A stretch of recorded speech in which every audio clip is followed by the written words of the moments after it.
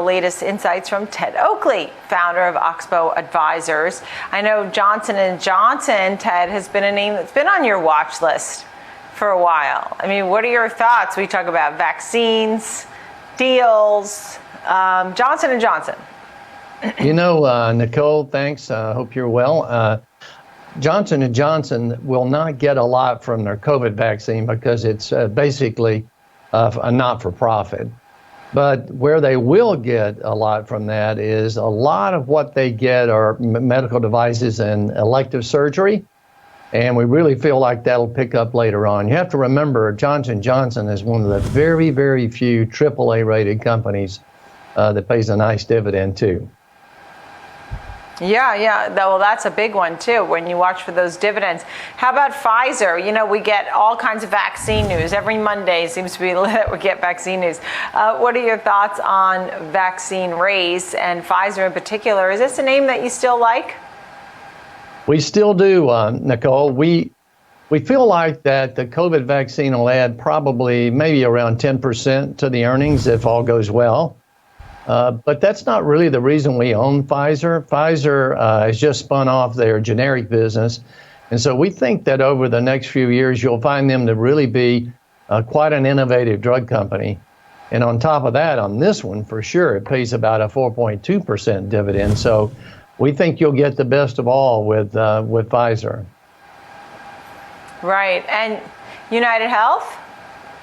United Health, you know, I think people were worried that there would be some problems for them from some of the things that President Trump was going to initiate, which looks like that won't happen as far as the reducing the drugs. And secondly, it looks like President Biden is not going to be as strong on the drug companies as people thought might be.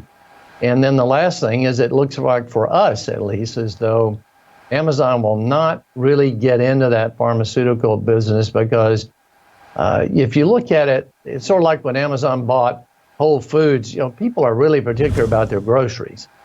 And we also think they're really particular about their, about the prescriptions as well. So we think United Health, now being the largest company, basic weight-wise in the Dow Jones, will do well as well. Ted, final thoughts? Give me your final thoughts, because I know that Moderna has obviously made a lot of headlines again today. And the markets overall, as we wrap up November, which has been stellar, can this rally continue overall to the end of the year? Well, I don't know. I think, and we think really that the valuations in general are nosebleed levels. I mean, you really can't start, in our opinion, a super bull market from these levels. I'm not saying you have to go down a lot or crash, but there's not a lot to be had out there. We don't happen to own Moderna. I know it's been a stock that's really done well. It's not one of the stocks we own. We probably own we want larger companies from that standpoint. But I think when you look at the market overall, Nicole, it's going to be hard to really jumpstart and go into. I know a lot of people think, hey, we're going into something where everybody's going to come out and really make a lot of difference. But if you look at the companies, we think they're already discounting a lot of that. So we'll see. That's what makes a horse race. I love it. All right, Ted Oakley, nice to see you, founder Oxbow Advisors. Thanks, Ted.